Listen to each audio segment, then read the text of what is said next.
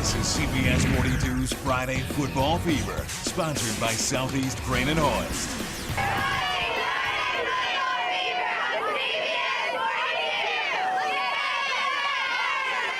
Thanks to the Spain Park cheerleaders. We'll see how the Spain Park football team did in just a bit. It's a solo edition for me of Friday Football Fever. I'm Patrick Claybon. Thanks for joining us. If you're wondering where Lauren Sisler is, she's in Knoxville with the Auburn Tigers.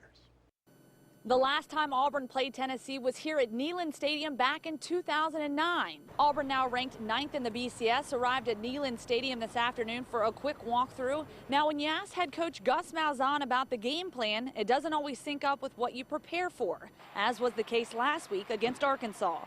The way the game unfolded last week was pretty unique. Didn't have a lot of snaps, but we were running the football. We got a lead. Our quarterback really didn't practice that much during the week, and it was his shoulder we were a little worried about, and the run was working. But we definitely need to establish the run. But obviously, you got to be balanced. You got to be able to take what the defense gives us. Auburn currently has 4 of the league's top 18 rushers, and that includes starting quarterback Nick Marshall. More from Rocky Top tomorrow after the game. In Knoxville, Lauren Sisler, CBS 42 Sports. Hey, we appreciate it, Lauren. Here's what we have tomorrow for you on CBS 42. ICF pregame at 11:30. Then it's Klanga versus Johnny Football. After that game, we'll prep you for the kickoff of some football game between LSU and Alabama. Then, of course, all of your post-game reactions right here in the CBS 42 studio. Okay, we're all excited about that, right?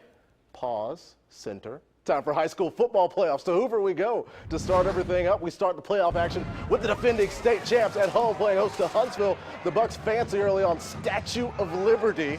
Give me your tired, your huddled masses yearning to get first downs. 10-yard gain there, and then Bradrick Shaw gets the handoff up the middle for a 1-yard score. Bucks up 7-0. Here's more of Shaw, who's going to battle his way for a nice gain to help set up a field goal. Hoover wins big as they have. 41-7. Elsewhere, Enterprise visiting Spain Park. The 8-2 Jags. We start with the air attack. Jags quarterback Carson Davis in the relief. Pump fakes the Dalton Brown all the way down the sideline for 6. But the problem was you had to kick off after that. And that kickoff goes to Shaq Solomon. And we speed up Shaq because he's faster than the version he may or may not be named after. Enterprise gets the road win. They close out Spain Park's season 30-27. Now the Southeast Grain and Hoist Game of the Week. That voice means we get this voice. Chris Womack coming in for the Game of the Week. Battle of the Hyphens. Hillcrest Tuscaloosa at ClayChalkville. Chris, what it do, man? Well, PC, even though ClayChalkville was a 1 seed, they felt like they had the toughest opening round game in the state. Hillcrest Tuscaloosa much better than their 5-5 record seems. First round playoff action, ClayChalkville and Hillcrest. Early first quarter, Hayden Moore dropping back. 70-yard skyscraper to Brian Clark, putting the Cougars up 7-0 early, but the Patriots would answer on the next drive. Kevin Garrett bouncing his way through the line for 15 yards. They would score a couple plays later to pull it even 7-7, but then the Cougars sound the battle cry, as in number 24, Sydney Battle, who's gonna rattle off a 40-yard run, spin move, ending with a swan dive into the end zone. That put them up 20-7, and this guy's going to be really, really tired after the game. That's because with a 56-35 final score, he had to do approximately 252 push-ups. We call that the Patrick Claybon workout. But after the game, Coach Hood, even as much work as that push-up guy put in, he thinks his team needs even more. Well, I didn't learn them. I knew them. That's why I was talking to them at halftime about closing deals. We got to close deals, But I'm telling you, I'm proud of them. Here's the deal. They're 32-3 if you're a senior at ClayChalkville, and we get to play another week. There's 16 teams get to practice next week, and we're one of them, and we're proud as heck of the kids. Now the Southeast Grain and Hoist heavy lifter of the game. And one of those guys practicing next week is our heavy lifter of the game, Hayden Moore, quarterback of the ClayChalkville Cougars. He had 6 touchdown passes and leading his team to the 56-35 win. After the game, he, of course, gave the credit to everyone else. Well, I mean, the state team's playing a little low, and it was working. Brian Clark did an amazing job catching the passes, and everything was just working. And in week 2 of the playoffs next week, the Cougars have Florence. PC, back to you. Thanks, Chris. Everybody's a heavier lifter than me. I'm doing nothing right now. We'll get back to you in a second. A lot of concern for the Mountain Brook Spartans at the start of the year, but that was the start of the year. After going 0-3, they win 7 in a row to close it out. They are at Florence and Jacob Carroll to Reed shows. And Reed shows you why he's got the skill, the ability goes into the end zone. But here comes Florence. This is Kendrick Doss looking deep to Isaac Dillard, and Isaac Dillard makes the great grab. Florence ends the Spartans' run. They win it 33-21. They will meet ClayChalkville in the next round of the playoffs. How about Best City playing host to Gadsden City? First drive for the Purple Tigers results in this 20-yard screen to Stanley Woods, 4-6. This is how he gets 6. Goes into the end zone there, but after we fade in, the Titans respond. Rodney Bozeman Jr. takes the handoff around the left side. 55 yards to tie things at 7, but Best City ekes out the win at home, 21-20. More Friday Football Fever when we return.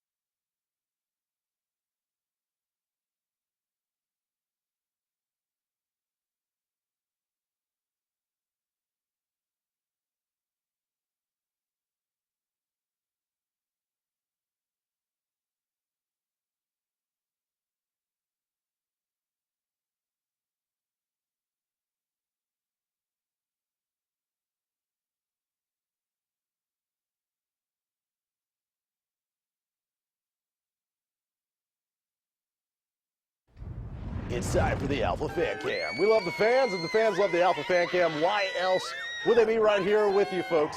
We love you on the Alpha Fan Cam. Folks, lots of good football. What about Pleasant Grove?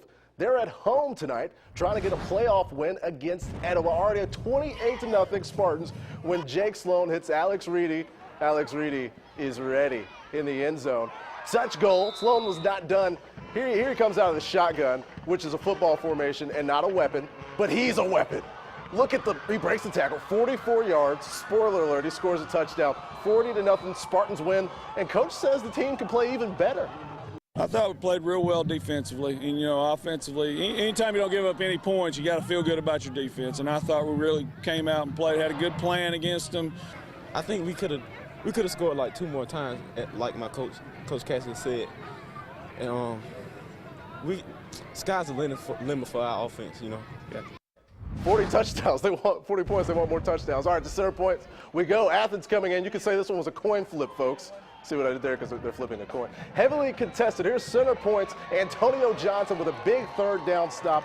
Defense huge in this back and forth matchup. Later on, after the cheerleaders send the 5th to the sky, here's center point Cedric Powell outside making plays, but Athens makes the most of the plays on the night. They win it 24-22 in center point season. Russell County at Homewood. Jordan Sims in the O-line ready for Homewood, but the defense will need to be ready for this. Will Clark, not that Will Clark, but looking deep to Curtis Smith, number 26. They'd score a touchdown on that drive, but scary Patriot guy is not worried. He's like, Mel Gibson. Well, not Mel Gibson. It's Devontae Wallace. Goes about as close to the house as you can get. 97 yards to the 3-yard line. From there, Walter Rutledge goes in to score from that distance. Homewood, 42 unanswered. They win it 42-7. Folks, it's time to go back out to Chris Womack for more Game of the Week action. It's time to put that mic on somebody, isn't it, Chris? It is, Patrick, and you know, during the regular season, we finished right at 500. Half the coaches we mic'd up won their games, half of them lost their games. But like all the playoff teams, we're wiping the slate clean, and we're 1-0 as we mic up this week's coach, Jerry Hood. Now get mic'd up. Sponsored by Alabama Telco Credit Union. It's the greatest time of your life right now, okay? 7 to 9:30, let's put on a show. You got me? Get after their ass from start to finish. That's awesome. I mean, look at the kids. They're excited. You want to do, baby? Let's go, baby. You already know. Go, go, go, go! Sheffield! Sheffield! Walk up. We're not walked up. Bob! Hurry up! Hurry up! How do you feel about kicking it A? Sky A or deep A? I don't care. We'll go deep A. Oh, you got it, Bob! Bob! Bob, yeah. Hurry! Hurry! Hurry! I'll try and keep an eye on it. Oh, snap. That's that whip, isn't it?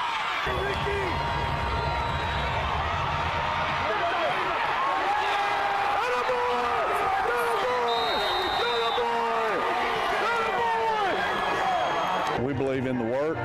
The work's going to lead to success. That's the way it goes. If we win, we're going to practice Monday at 8.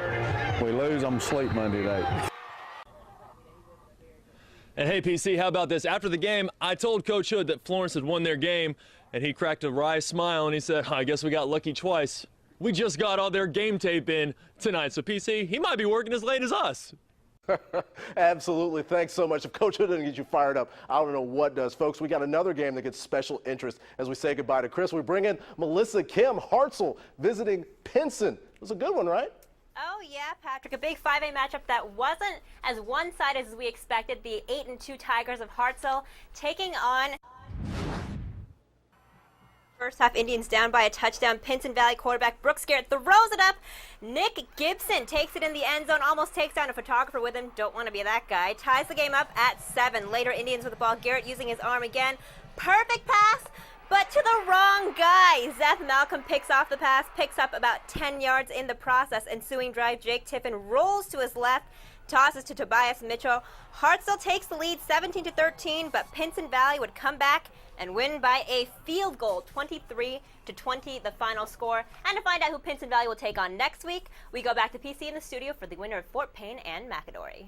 All right, thanks so much, Melissa. So let's see who wins Fort Payne and McAdory. Senior night, Shaquille Terry for Bo Jackadory, as I like to call him. Check this out. This is how you play defense. Lays out, great interception there for the McAdory defense. Now what about Kyron Moore? The handoff to Gary and Bradley. Gary's a big guy. We speed it up. It's not that you're not fast, but we just needed to squeeze this in. Touchdown Jackets. They win 35-7. McAdory, Pinson Valley next week. How about Oneonta playing host to West Limestone? Here they come running at your TV. They're throwing here. It's Coleman Powell to Keaton Jones on the sidelines. You can't bring Keaton Jones with an arm tackle. Then he eludes that guy who tries to push him. goes into the end zone just like that, 7-0. Oneonta, then they're chopping in the stands. Score another touchdown. Here it's the handoff to Terrell McDaniel. He goes in the end zone. Oneonta wins big, 56-0. Fultondale Marching Band performing at halftime here. Big defense for the Wildcats. Antoine McCrary gets a tackle to take over on downs. Later, it's Fultondale's Brandon Lewis after the line, like, get off me.